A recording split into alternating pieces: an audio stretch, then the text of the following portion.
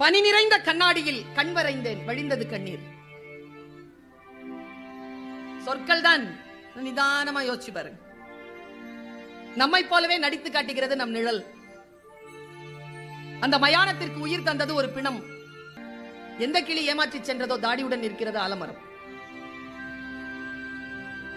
பளிச்சு பளிச்சுன்னு எழுதுறாங்க, குட்டி குட்டியா எழுதுறாங்க. வாயை கிழித்த பின்னும் தொடர்ந்து பேசுகிறது கடிதம். லாரி நிறைய மரம், இறையுடன் கூட்டை தேடும் தாய்க்குருவி. காற்றுக்கு சலிப்பதே இல்லை, ஒரே புத்தகத்தை 1000 முறை புரட்டுகிறது. இலையின் நடனம், அதே காற்று, இலையின் மரணம். வீட்டுல போய் யோசிச்சா பதறிடுவீங்க.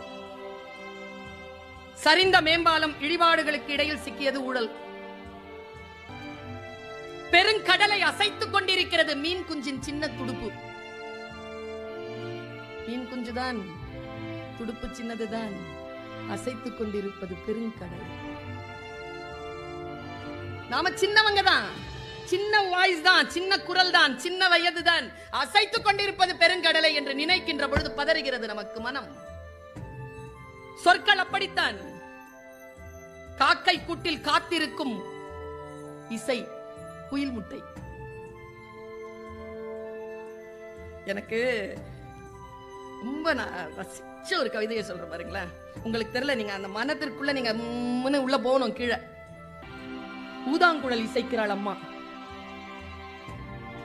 ஊதாங்குழல் இசைக்கிறாள் அம்மா, நடனம் ஆடுகிறது நெருப்பு. குழியில் விழுந்த யானை ஏறி செல்லும் எறும்பை வியப்புடன் பார்க்கிறது.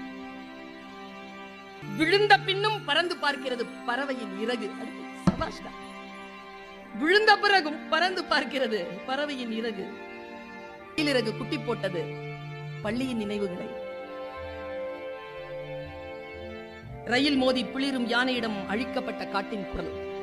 யாரிடத்தில் சிந்தனையும் சொல்லும் மிகச் சரியாக சேர்கிறதோ அவர்கள் போதி மரத்தில் உட்கார்ந்திருக்கின்ற புத்தனை விட குறைவானவர்கள்.